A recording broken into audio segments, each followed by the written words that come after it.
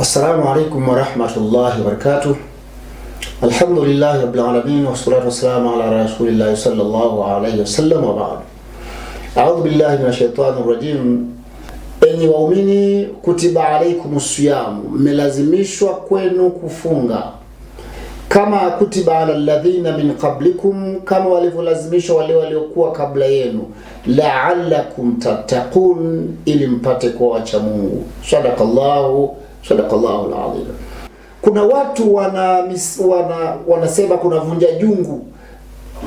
Vunja jungu maana yake sijui mikoa mingine, lakini kwenye baadhi ya mikoa kuna watu siku chache kabla ya mwezi wa Ramadhani wanaalikana kwenda kuhitimisha kufanya maovu, kuhitimisha kwenda kufanya ushenzi, wanaita kuvunja jungu.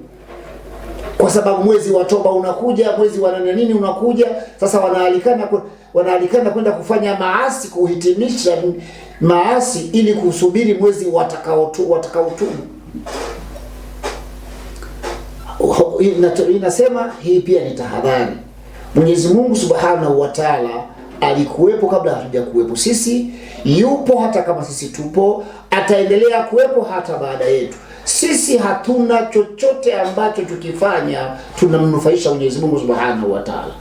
Kwa hiyo ukisema unaenda kuvunja jungu na kwenda kukomesha maasi, unamwasi Mwenyezi Mungu, hutampunguzia chochote Mwenyezi Mungu, bali unajitengenezea kiburi ili uonyeshe Mungu kwamba na wewe unaweza kaona na kiburi katika mgongo huu wa ardhi.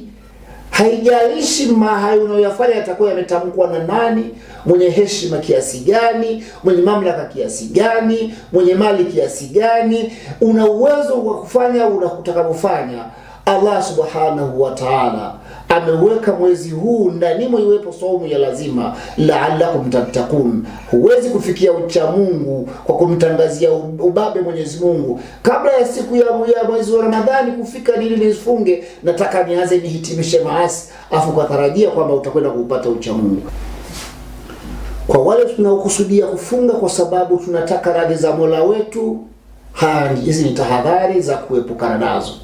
Kwa wale tunaosubiri mwezi wa Ramadhani kama fashion, wengine ndio wataanza kutafuta stara kama fashion, wengine wataanza hili na lile kama fashion, tutalipa kulingana na fashion tunayojiandaa kwayo.